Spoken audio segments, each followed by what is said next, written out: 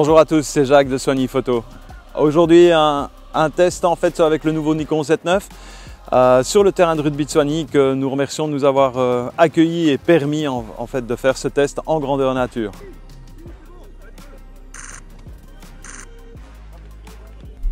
Donc les images que vous découvrez maintenant sont enregistrées grâce à l'Atomos. C'est un enregistrement direct du viseur du Z9 que nous avons uniquement utilisé en mode photo pendant toute l'après-midi. Le but étant de tester toutes les possibilités autofocus du boîtier et voir un petit peu comment il allait s'en sortir dans le rugby, qui est un sport vraiment difficile.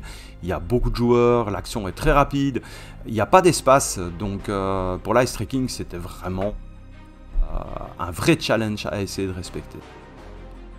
Donc comme vous pouvez le voir, l'autofocus est hyper rapide, les transitions sont très vite, l'appareil fait quasiment aucune faute, et en plus pour durcir le test, on utilisait un objectif Nikon 200-400 de deuxième génération, donc ce n'était pas le plus rapide au niveau de l'utilisation, et malgré tout le boîtier s'en sort parfaitement bien. C'était vraiment un couple très intéressant à tester. L'ice trekking capte vraiment parfaitement.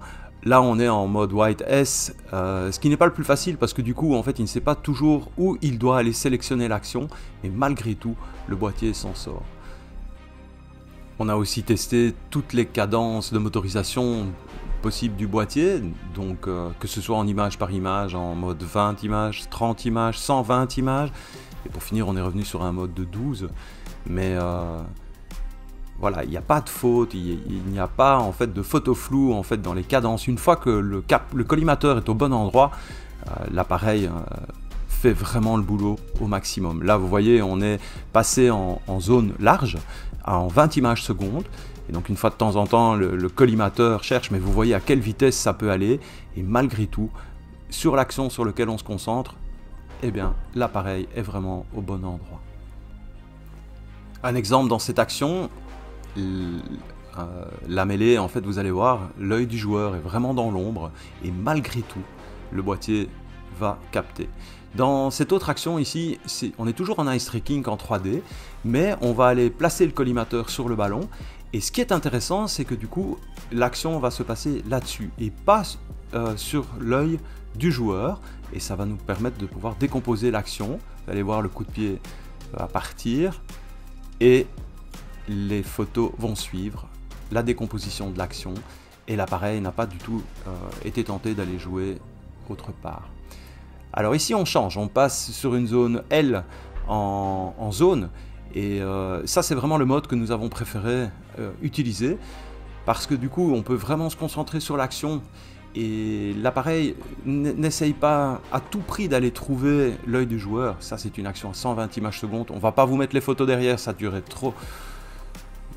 On allait vous faire une vidéo qui allait durer 20 minutes et c'est pas le but du jeu, mais ce mode là pour le sport, en tout cas pour le rugby, c'est celui qui nous a donné le plus de satisfaction. Regardez l'action ici, il n'y a rien à dire, et voilà encore une décomposition. On est à 12 images secondes et l'appareil ne faute absolument pas.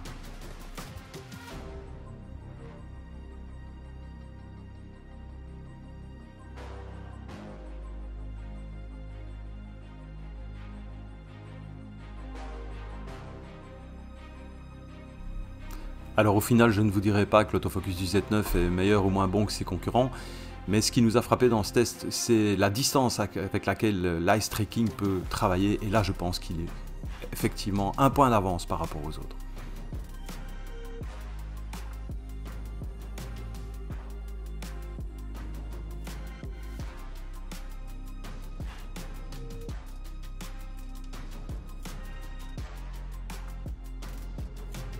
Encore une fois, un tout grand merci au club de Soigny de nous avoir accueillis. Le rugby, c'est vraiment un sport extraordinaire avec une ambiance de fou.